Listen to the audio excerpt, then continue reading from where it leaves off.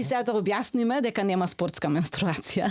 Постои само менструација. Што немаме редовна менструација, значи нешто се случува. Релативна енергетска дефициенција. Сака да соработува, меѓутоа Македонија е многу партизански пазар, ги издвојува спортистите во ризик. Многу постари пробуваат дете да имаат порано 19, 20, 21, 2 више по 2-3 деца склепале. Идеш ти на доктор и докторот наместо апче ти припишува 3 пати неделно тренинг. Но тоа почнува од основно од градинка, они се нови. Мене тоа ме интересира како се постигнува. Прво, чекај друже, бата ли ти апчиња? Спиеш ли, јадеш ли, тренираш, што тренираш? Зашто не си тренирал од 45 fucking години? И ке правиме муабет за тренинг, нема правиме муабет за аспирин. Епа Жената вие ми сте враќа таа сама. на Балканот се.